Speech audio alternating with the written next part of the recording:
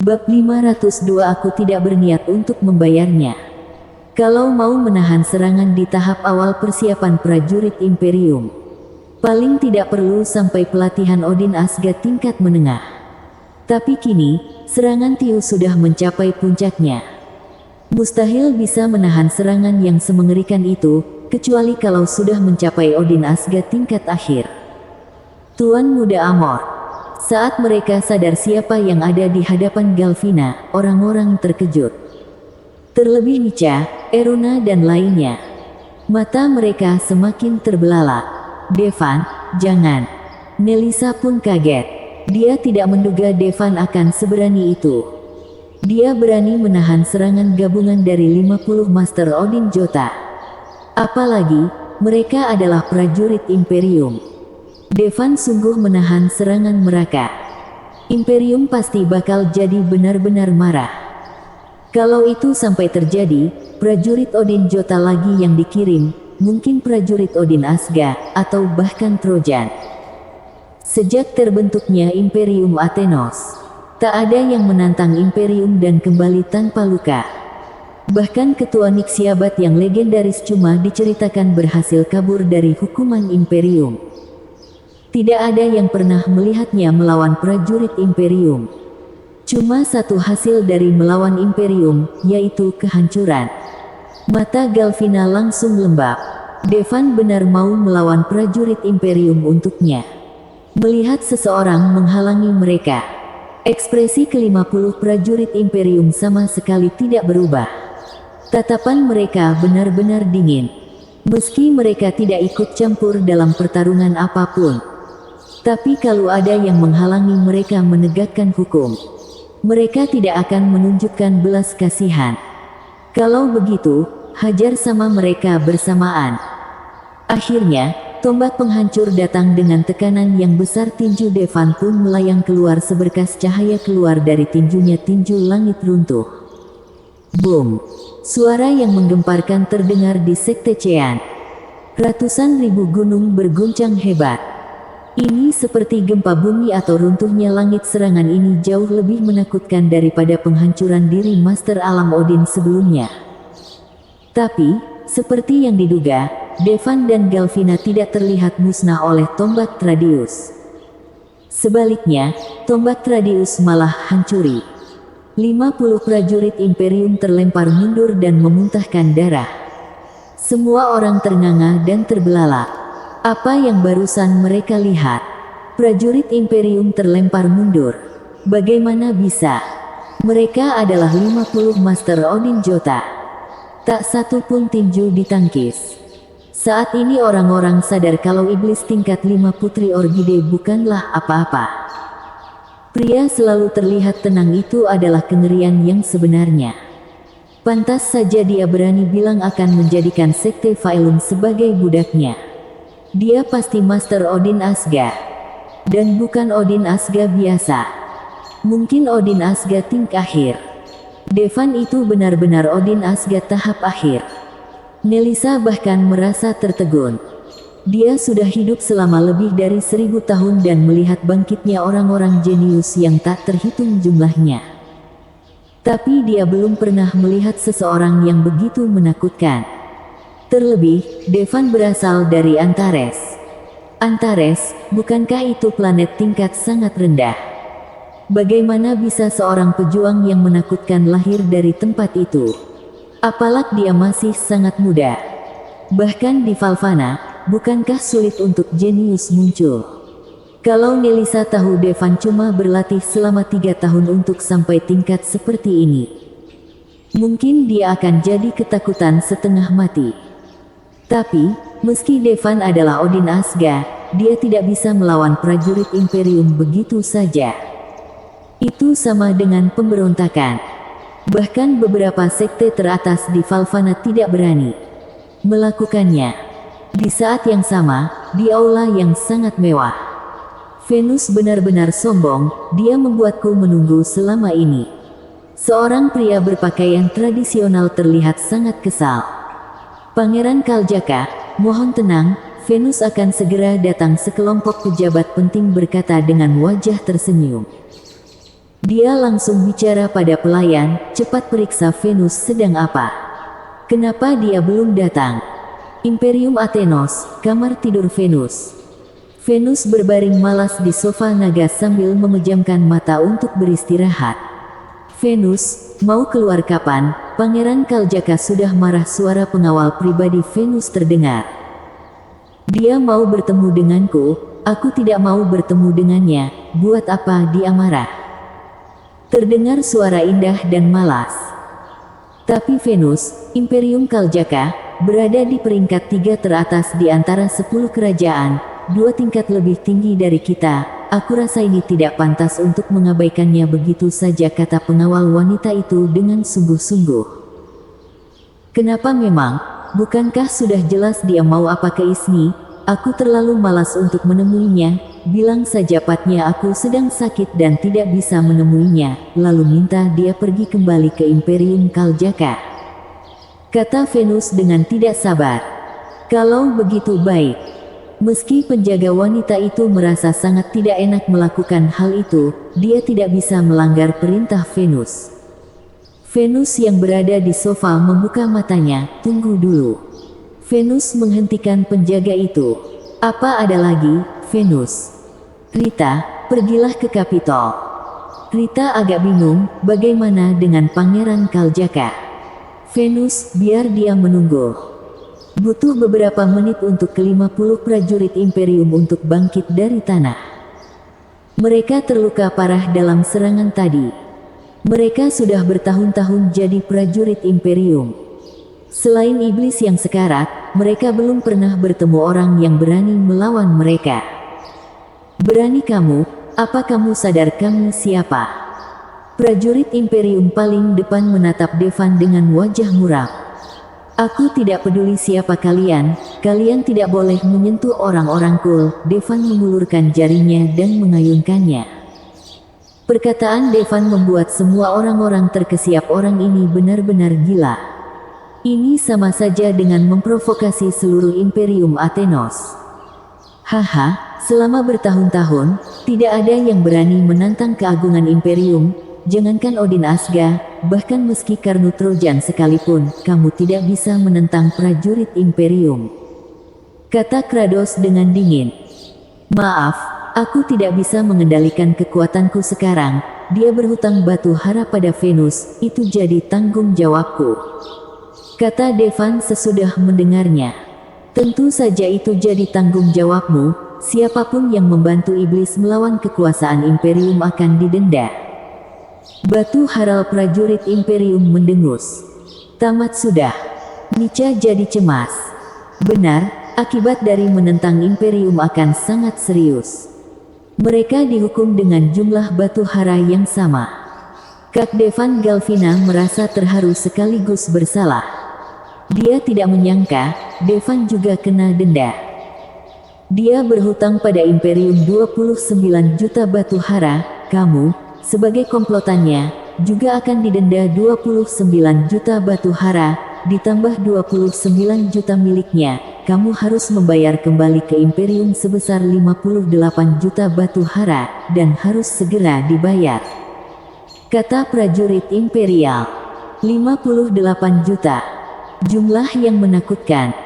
Bahkan meski Sekte Faelum dan Sekte Ceang dijumlahkan mustahil bisa menghasilkan batu hara sebanyak itu. Dan itu harus segera dibayar.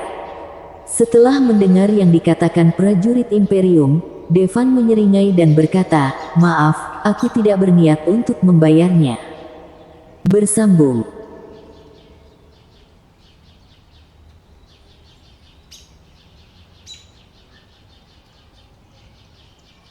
Bab 503 Vetra. Maaf, aku tidak berniat untuk membayarnya. Perkataan Devan seperti petir yang menyambar, mengguncang semua orang sampai mereka terdiam. Dia adalah orang pertama yang berani bilang bahwa dipunya hutang batu hara pada Venus dan tidak berniat membayarnya. Anak ini benar-benar tidak waras, berani dia melawan Imperium. Anak ini akan mati hari ini. Sekte Faelum yang semula sudah siap untuk melarikan diri berhenti menyaksikan kejadian itu, dengan sedikit kebrutalan di tatapan mereka. Penjabat senior Sekte Faelum saat ini sudah hampir terbunuh semuanya, hampir separuh murid Sekte juga sudah mati. Sama saja mereka kehilangan banyak kekuatan mereka diperkirakan ke depannya, jangankan jadi peringkat teratas Kapitol, bahkan masuk ke Kapitol saja akan susah. Tentu mereka akan sangat membenci Devan dan Galvina. Mereka saat ini diam cuma untuk menyaksikan Devan dan Galvina dibunuh oleh Imperium. Asal Devan dan Galvina mati, mereka masih punya peluang. Para rekan prajurit Imperium, dapatkah kalian memberi kami tambahan waktu? Sekte Cean pasti akan mengumpulkan 58 juta batu hara untuk dibayar pada Venus. Saat ini, Melissa maju dan bicara dengan penuh hormat pada para prajurit Imperium. Meski dengan seluruh Sekte Cean, Msutahil bisa mengumpulkan setengah dari batu hara yang diperlukan, tapi sekarang, bahkan meski cuma diberi tambahan 1 hari, peluang mereka akan semakin besar. Devan membantu Sekte Cean menghindari kehancuran. Saat ini, Sekte Cean tentu harus membela diri mereka sendiri. Siapapun kamu, cepat mundur, kalau tidak, kamu juga akan kena denda. Prajurit Imperium berkata dengan nada dingin. Dia adalah prajurit Imperium, kuat dan brutal, tidak membiarkan lawan untuk bernegosiasi.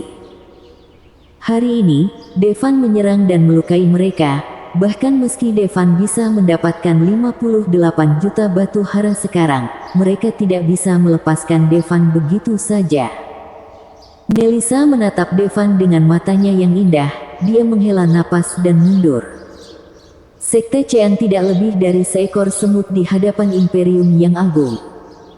Semua sekarang bergantung pada Devan. Pemimpin dari 50 prajurit Imperium, Kratos, mengeluarkan batu komunikasi dan langsung melaporkan masalah itu ke Imperium. Cuma dalam beberapa menit, muncul riak di langit. Kemudian, 50 Arion dengan kuku besi muncul di angkasa. 50 Arion berkuku besi menarik 50 kereta, bergemuruh terbang di langit. Kekuatannya terasa sangat besar. Mesek begitu, Imperium tidak mengirim prajurit tingkat Trojan untuk membantu kali ini. Mereka mengirim Odin Asga. Bahkan meski Devan ada di tahap akhir Odin Asga, tidak mungkin untuk menghentikan mereka. Melihat prajurit Imperium yang terlihat seperti dewa, orang-orang tercekat karena merasa takut. Jadi ini kekuatan Imperium Athenos. Padahal di Kapitol, tidak ada Master Odin Asga. Tapi saat ini, demi membunuh Devan, Imperium langsung mengirimkan 500 Odin Asga. Cuma dengan kelompok Odin Asga ini, mereka bisa membantai seluruh Kapitol. Bahkan di Valvana, cuma sedikit kekuatan yang berani membuat masalah dengan mereka. Bahkan Kapitol pun belum pernah melihat barisan megah seperti itu. Itulah akibat dari melawan Imperium. Terlebih lagi, ini bukanlah kekuatan utama Imperium. Kekuatan terkuat di Imperium Athenos adalah Legiun Prajurit Trojan yang terdiri dari para prajurit Trojan. Masing-masing dari mereka adalah master tingkat Trojan. Hormat pada Jenderal Raiden. Kratos langsung membawa 50 anak buahnya dan memberi hormat kepada 500 prajurit Odin Asga. Siapa yang berani menantang keagungan Imperium? Vetra, yang mengenakan zirah emas, helm perang emas, sepatu bot emas, bertanya dengan nada sombong dan tangan yang terlipat di depan dada. Vetra, pemimpin Legiun Prajurit Raiden, memimpin 500 prajurit Odin Asgal. Aku tidak menyangka Vetra yang datang, sekarang ada yang hal bagus yang bisa ditonton sekarang. Jelas sekali, Legiun Prajurit Raiden cukup terkenal di Imperium Athenos. Meski tidak seterkenal prajurit Trojan, tapi orang-orang di Imperium Athenos semua tahu. Setelah melihat prajurit Imperium yang agung itu, keputusasaan muncul dalam mata Nica. Meski dia yakin dengan kekuatan Devan, tapi ini adalah prajurit Odin Asga, jumlah mereka ada 500. Mana mungkin dia mengalahkan mereka? Dia adalah orang yang melukai prajurit Imperium. Kratos menunjuk ke arah Devan. Vetra berdiri di atas kereta, menatap Devan dengan sedikit ekspresi jijik. Kratos, kamu bahkan tidak bisa menghadapi anak bau kencur itu, kamu benar-benar sudah mempermalukan Venus. Vetra mendengus dingin dan berkata dengan nada jijik. Aku tidak mampu menghadapi omelan Vetra, Kratos cuma bisa menerimanya. Bagaimanapun, lawannya adalah prajurit Odin Asga, yang jauh lebih kuat dari prajurit Odin Jota yang dia pimpin. Vetra akhirnya melompat turun dari kereta, dengan tangan masih di depan dadanya, dia sama sekali tidak menganggap Devan dengan serius. Nak, cepatlah berlutut, bersujud dan memohon ampun atas kejahatanmu, aku akan lebih lembut menghajarmu nanti. Vetra berkata kepada Devan dengan tatapan sombong.